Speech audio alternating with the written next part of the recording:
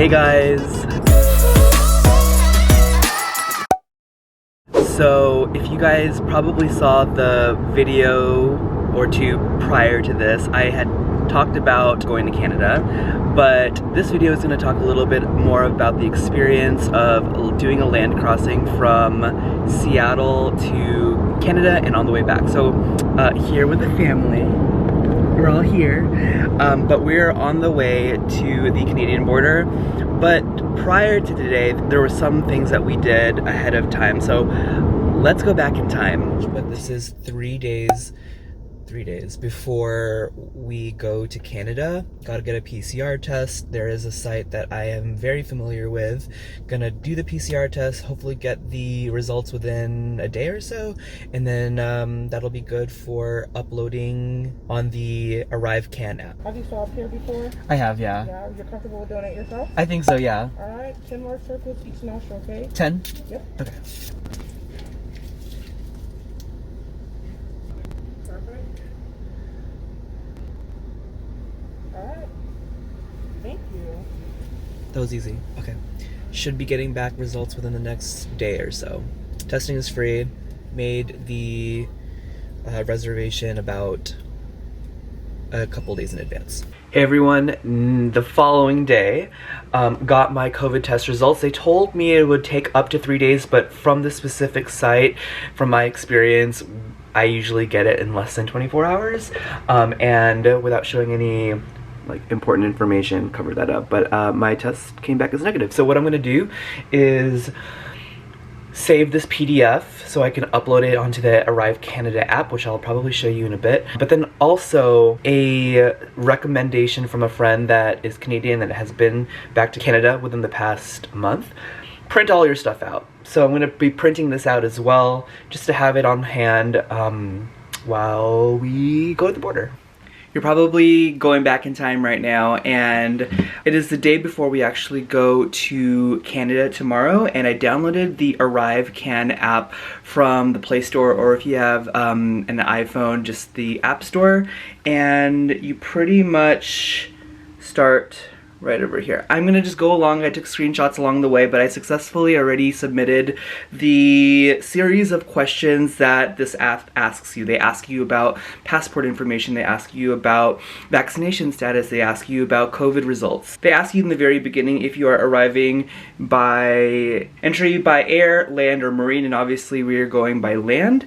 And then they also ask you at which port are you going to be entering. We are going towards the Peace Arch, if you guys seen my vlogs in the past. And then they ask you specifics like the date of arrival, which makes sense, but then they also ask you what time. We're guesstimating depending on traffic and depending how long the border wait is, so I put the correct date and time. And then they ask you a series of questions of the purpose of your travel. Then they start asking you about your travel documents, if you're going to be coming in with a passport, Nexus card, permanent residence card. Obviously, I have my passport. And then they give you a really easy option to either scan the important part of your passport so it can just kind of extract the information, or you can just enter it manually. I ended up taking a picture of it. Then they ask for contact information from you. And then it goes into the whole questions about asking if you have received your COVID vaccine. They get granular, asking the country in which you received it, the type of vaccine, and I believe they only accept certain types. I know they accept Pfizer, Moderna, Johnson & Johnson, but they ask you that, and then they ask you what specific date you got your first and second vaccines. I would go to the website if you are trying to figure out who is required to have a vaccine. They actually also ask you to take a picture of your vaccine card. I have it right here. I'm not going to show it on camera, but they have a portion where they ask you to take a picture of your vaccine. And then they go into this series of information, requirements for travel. Beware that the following requirements may apply to you. Individuals 5 years of age or older are required to prove provide proof of a molecular COVID-19 test result prior to arrival at a port of entry. As you guys saw, I got my PCR test back and it was negative, so I'll have that on hand on my phone as well. I'm gonna try and print it out just in case, because sometimes the cellular reception at the border is a little spotty. You're supposed to have it within 72 hours of travel, and thankfully I have it just in time. And then they ask you about a series of questions of a quarantine plan should you, knock on wood, test positive with COVID-19 while you're in Canada afterwards. They start with a self-assessment asking if you have any current symptoms. I don't have any. And they ask you if you have a place that you can be quarantined from the general public, the address, and just a way that they could be assured that you will be safe and separated from the general public should you test positive for COVID-19. Submitted it, and then now I'm just gonna go print out some of the receipt and the COVID PCR test, and then I'll also have my vaccination card ready with me on hand should they ask for it. Not sure how it's gonna be like in the border, so we're gonna go fast forward to tomorrow to figure out how this all works. Fingers crossed. Okay, so as you guys saw, did some testing, got the test results, went to the app, and also uploaded and answered a few questions that we sent to the ArriveCan app. On our way to the border right now. It's about 3 hours away, and we'll see how this goes. I assume we're just going to show our documents. We have our receipt that gave us like a little alpha-numeric code. So yeah, we'll see you guys at the border. Okay, about a couple hours later, we are here at the border. There's quite a bit of people in line, but not as much as usual. As we were driving up, there was a sign that said that the wait is about 25 minutes. And I'm guessing because they probably spend a little bit more time per car, but got our documents ready, and if we need to, I'm hoping we don't get randomly tested. Maybe we, I don't know. Also, Google Maps informed Isa that there was a COVID checkpoint ahead, and there is. So yeah, as you can see, there's not that many people in line. We're at the very back right now, but here at the Peace Arch.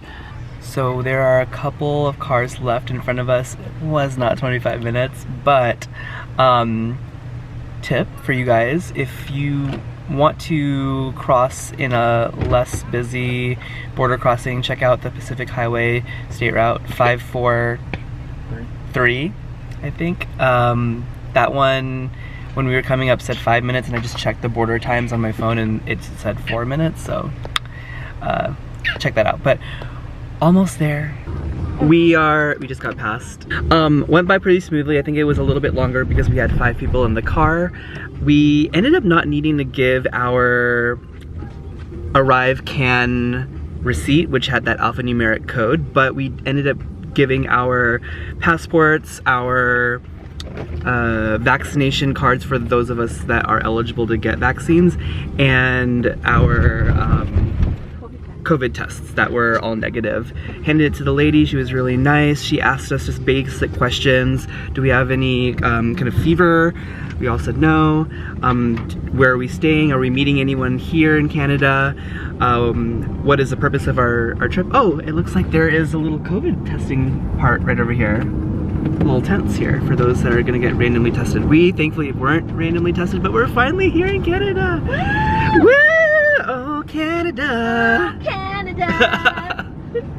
We are gonna go to the hotel, but I'm gonna see you guys after the 3 days. You probably already saw that vlog, but we're gonna see you when we get back, coming from Canada to the US. So fast forward 3 more days. Okay, 3 days later, we just left the border. I thought it was gonna be a little bit more time, but the borders were literally right behind us. It was 20 seconds. Probably because we are US citizens, and probably because it's very late at night. There was no line. There was no requirement for a COVID test ahead of time, like traveling by air. And yeah, Peace Arch was good, not too long. and we didn't need to show our vaccination status. So all in all, it's good. Not much else to say, but if you guys have any questions, leave them down below. I know that there is still a little bit of uncertainty when it comes to traveling, and this video is kind of documenting the experience as of the first week of September 2021. So things may change. Definitely check out the US and Canadian government website in terms of traveling. Oh, it looks like we're gonna be, are we? Oh, we are. We're approaching another guard. One sec. Oh, she's letting us through. Okay. Okay, so we just, she just waved at us. She seemed nice.